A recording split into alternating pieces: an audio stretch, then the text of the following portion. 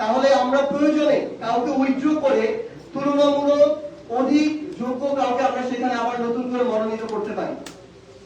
আসিফ ভাই, আমার একটা প্রশ্ন ছিল। আপনি বলেছেন বক্তব্য শুরুতেই আজকে পর্যন্ত প্রায় 352 জন মানুষ মারা গেছে, শিশু মারা গেছে।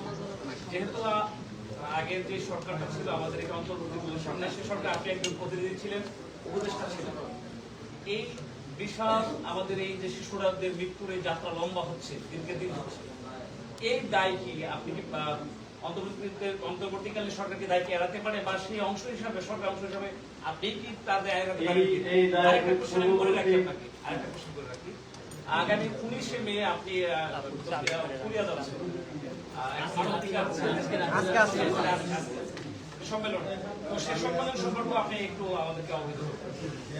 এইটাই আসলে যখন থেকে হামের টিকা দেওয়া নিয়ে আসলে অনিয়ম শুরু হয়, তখন থেকে এটা এই মনোযোগ সরকারের এবং স্বাস্থ্য অধিদপ্তর সহ সংশ্লিষ্টদের মনোযোগটা সরে যায়, তখন থেকেই যারা দায়িত্ব ছিল সবাইকেই দায় দিতে হবে।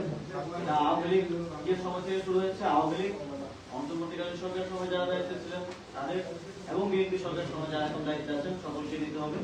তবে আরো স্পেসিফিকলি আমার মনে হয় যে এটা নিয়ে তদন্ত করার প্রয়োজন, এবং অনেক ক্ষেত্রে হয় কি, এই যে একটা টিকা নিয়মিত 10-15টার মতো টিকা নিয়মিত দিতে হয়, অনেক ক্ষেত্রে যেটা হয় যে এগুলো দায়িত্ব থাকে স্বাস্থ্য অধিদপ্তর এবং তার অধিদপ্তরের মধ্যেও অনেকজন উপস্থিত ছিলেন সরকারি যারা শাখায় তার দায়িত্ব থাকে, তো কে স্পেসিফিকলি দায়িত্ব অবহেলা করেছে যাতে করে ভবিষ্যতে এ ধরনের আর কোনো অবহেলা না হয়। আর দ্বিতীয়ত, সাউথ কোরিয়াতে আমি ইউনেস্কো এপিসিআইসির একটা হিউম্যান রাইটস ইন সিটিজ ফোরামের একটা সম্মেলন আছে মানবাধিকার বিষয়, সেটাতে অংশগ্রহণ করতে যাচ্ছি। সেখানে একই সাথে আমি সাউথ কোরিয়ার যে 18ই মে তাদের গণঅভ্যুত্থান দিবস, সেই দিবসের অনুষ্ঠানে অংশগ্রহণ করে